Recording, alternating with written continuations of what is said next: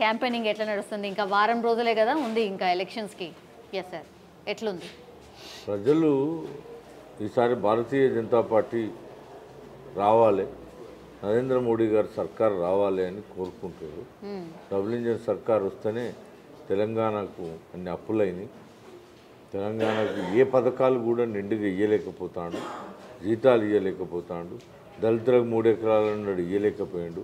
దళిత బంధు అన్నాడు, ఇయ్యలేకపోయాడు. ఒక 100 మంది చొప్పునే ఇచ్చుకుంటూ పోయాడు. బీసీ బంధులు ఇయ్యలేకపోతాడు. సంత జాగున్నోళ్ళకి ఇల్లు కట్టిస్తా అన్నాడు, కట్టియలేకపోయాడు. డబుల్ బెడ్రూమ్లు అన్నాడు, ఇంతవరకు ఒక్క రూమ్ కూడా ఇయ్యలేకపోయాడు. ఇవన్నీ ఫెయిల్యూర్స్ అయినా ఇయ్యకపోయినా తెలంగాణ ఆస్తులు అమ్ముతాడు. మళ్ళా ఉల్టా ఇప్పుడు పుట్టిన పిల్లగానికి 1,50,000 అప్పులు ఉన్నాయి. అంటే తెలంగాణ రాష్ట్రం తాగుబోతు తెలంగాణ చేసినా కానీ మన ఇన్కమ్ను ఏదో పక్కదారి పట్టిస్తాడు. దీనికి అందరికీ ఎవరికి కూడా సాటిస్ఫాక్షన్గా లేక భారతీయ జనతా పార్టీ వస్తే కొత్త పరిశ్రమలు వస్తాయి, విద్యార్థులు కొత్తగా మళ్ళీ నౌకర్లు ఎంప్లాయ్మెంట్ క్రియేషన్ అవుతుంది, మహిళలకు ఏదైనా స్వయం ఉపాధి పథకాలు దొరుకుతాయి. కరోనా పీరియడ్లో భారతదేశ ఆర్థిక వ్యవస్థను కుదుటపడి కిందికి రాకుండా చక్కగా దేశ ఆర్థిక వ్యవస్థను స్లో మళ్ళీ పెంచి ప్రపంచ దేశాలలో శబాష్ అనిపించుకునే విధంగా మోడీ గారు చేసిండు. కనుక మోడీ గారిని మళ్ళీ గెలిపిస్తే ఇప్పుడు 3 సార్లు వ్యాక్సిన్ ఇచ్చిండు, బియ్యం ఇప్పటి వరకు కూడా ఇస్తున్నాడు. ఇట్లా సంక్షేమ పథకాలు బీద వ్యాపారస్తులకు కానీ కుల వృత్తులు చేసుకునే వాళ్ళకి కానీ ఇట్లా ఎంకరేజ్మెంట్స్ ఉన్నాయి. భారతీయ జనతా పార్టీ రావాలని వాళ్ళు కోరుకుంటున్నారు. వరంగల్ తూర్పు అసలు ఏం డెవలప్మెంటే జరగలేదా? మీరు చెప్పినంతగా మీరు లీడర్స్గా మాట్లాడుతున్నారు తప్పించి అసలు డెవలప్మెంట్ ఎందుకు కనిపిస్తలేదు?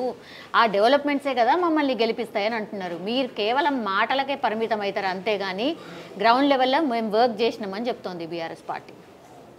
వరంగల్లో ఇప్పుడు మా దగ్గర గత 10 సంవత్సరాల నుంచి బీఆర్ఎస్ ప్రభుత్వం ఉంది. ఫస్ట్ టైం బీఆర్ఎస్ ప్రభుత్వం గెలిచినప్పుడు వర్షాలు పడితే నీళ్ళు వచ్చినప్పుడు కేటీఆర్ రెండో ముఖ్యమంత్రి వచ్చి వరంగల్ అంతా ఇది 1000 సంవత్సరాల చరిత్ర ఉన్న వరంగల్, కాకతీయులు నిర్మించిన వరంగల్ మహానగరం. ఈ నగరానికి గొలుసుకట్టు చెరువులతో చక్కటి ప్రణాళికతో వరంగల్ నగరాన్ని తీర్చిదిద్దారు. ఒక వర్షం పడ్డా చుక్క నీళ్లు రాని పరిస్థితి. కానీ గత ప్రభుత్వాలు నాలాలను ఆక్రమించుకున్నాయి. అందుకే వరంగల్కు వరద తాకిడి ఉన్నది.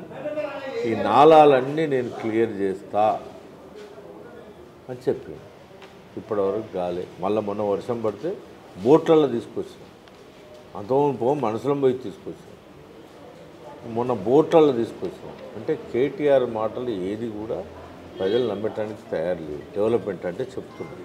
ఒక నాలాలే డెవలప్ చేయని వాళ్ళు, ఒక 300 కోట్లతో అయ్యే పనినే చేయలేని వాళ్ళు ఇంకేదో పెద్ద డెవలప్మెంట్ అని అంటే తప్పది. రెండవది, కేసీఆర్ కూడా ఒక ముఖ్యమంత్రి అయ్యేట్లో ఫస్ట్ టైం చెప్తున్నాను, ముఖ్యమంత్రి అయినాక ఒక రోజు మొత్తం ఇక్కడనే ఉన్నాడు. 2 రోజులు ప్రతి ఇల్లు కొలిచిండు, టేబుల్ పెట్టి ఆఫీసర్లతో కొడితే అందరికీ ఆశ కలిగింది. అరే మా ఇంట్లోని డెవలప్మెంట్ అయ్యే అవకాశం ఉంది. మరి అన్నీ కొలిచి ఇక మీకు 6 నెలల్లో అందరికీ ఇండ్లు వస్తాయి, నాకు యాటం పోయాలి, కళ్ళు తేవాలి, గుడాలు తేవాలి అని చెప్పిపోయింది. అప్పుడెవరు? కొండ సురేఖ టీఆర్ఎస్ పార్టీ ఎమ్మెల్యే, ఇప్పుడు కాంగ్రెస్ నుంచి నిలబడటాను. ఆమె పీరియడ్నే వరదలు వస్తే కేటీఆర్ వచ్చింది, ఆమె పీరియడ్నే కేసీఆర్ ప్రతి ఒక్కరికి ఇల్లు కట్టిస్తాను. అయినా వాళ్ళిద్దరు సాధించక రోజు శీర్షికలు వచ్చేది ప్రధాన పత్రికలు, ఈనాడు కానీ జ్యోతి కానీ టీవీలు కానీ, వారి గుండాయిజం, వారి రౌడీయిజం. ఇగో ఈ ప్లాట్ కబ్జా చేసుకున్నాడు, ఆ ప్లాట్ కబ్జా చేసుకున్నాడు, పోలీసులతో వీళ్ళని కొట్టించాడు, వాళ్ళని హరాస్మెంట్ చేసాడు. ఇట్లా శీర్షికలు పత్రికలలో వచ్చిన విషయం మనందరూ చూస్తాం. అంటే గుండాయిజం, రౌడీయిజం చేస్తాడనే ఉద్దేశంతో ఆ రోజు టికెట్ ఇవ్వకుంటే ఎలా కొట్టాడు. ఆయన ఎలగొడితే ఇక్కడి నుంచి పోయి పరకాలకు పోయింది. మళ్ళీ పరకాల నుంచి మళ్ళీ ఇప్పుడు వచ్చి ఆయన మళ్ళీ కాంగ్రెస్ నుంచి నిలబడతా అనుకోండి. ఆయనే వ్యక్తిత్వ క్యారెక్టర్. ఇక ఆయనను కాదని అప్పుడు మేయర్గా ఉన్న ఆయనను ఈ వరదలు వచ్చినప్పుడు ఇండ్లు కట్టిస్తున్నప్పుడు అప్పుడు మేయర్ ఆయనే కూడా ఇంతవరకు మళ్ళీ అప్పుడు పసుకున్న తెలంగాణ దీన్ని నేను ఏం చేయలేకపోయినా మళ్ళొకసారి టర్మ్ నాకు అవకాశం ఇస్తే తప్పకుండా మళ్ళీ తెలంగాణను బంగారు తెలంగాణ చేస్తా ఉన్నాడు. ఒక్కరికి ఉద్యోగాలు ఇప్పించిండు, ఒక్కరికి ఇల్లు కట్టించిండా, ఒక్కరికి మా వరంగల్ ఇంతవరకు ఒక్క ఇల్లు ఇవ్వలేదు. ఆఖరికి జర్నలిస్టులను కూడా మోసం చేసింది. ఇక రోడ్లు స్మాల్ సిటీ కింద డెవలప్మెంట్ అయినాయి. ఆ రోడ్లు తప్ప జిల్లా కలెక్టర్ ఆఫీసు అది మొదలు ఇప్పుడే. బస్ స్టాండ్ ఉన్నది ఇప్పుడే కులగొట్టిండ్రు, ఇంకా కట్లు మొదలు పెట్టలే. ఎంజిఎం పూర్తిగా నిర్లక్ష్యం చేసి దాన్ని ఎలుకలు మనుషులను కొరికే పరిస్థితి. కానీ మాకు దాని పక్కనే సెంట్రల్ 100 ఎకరాల భూమి ఉండే ఆయనకు కనుబడ్డది. దాన్ని 1100 కోట్లకు కుదవబెట్టి 200 కోట్ల పనిచేసినట్టు. ఏమో సార్, అందరు ఎవరైనా సరే అధికార పార్టీలు ఉన్న వాళ్ళ మీద అందరూ కబ్జా ఆరోపణలే చేస్తారేంది సార్? ఒక్కోళ్ళన్నా మరి డాక్యుమెంట్లన్నా తీసుకురారు, ఇగో గిడున్నది జాగా రండ్రి అని తీసుకపోరు, మమ్మల్ని ఎందుకు తీసుకపోతలేరు? మరి అందరు ఆరోపణలకే పరిమితం ఎందుకు అవుతున్నారు? సూచించవచ్చు కదా, ఇగో జాగా ఉంది, ఇగో తీసుకపోతాను, ఒక్కోళ్ళన్నా తీసుకపోరు, ఎందుకు అట్లా? పీపుల్స్ వార్ పార్టీ కూడా అట్నే ఇస్తుందా? పీపుల్స్ వార్ పార్టీ చెప్పిందా లేదా? ఇప్పుడున్న ఎమ్మెల్యే మీద, అప్పుడున్న ఎమ్మెల్యే మీద పీపుల్స్ పార్టీ ఎందుకు చెప్పింది? ఖబర్దార్, నువ్వు భూమికి పలానా భూమిని నువ్వు ఆక్యుపై చేసినావు, అమ్మినావు, నీకు ప్రజలతో శిక్ష ఇప్పించబడుతుంది. సరే మేమంటే ప్రత్యర్థులం.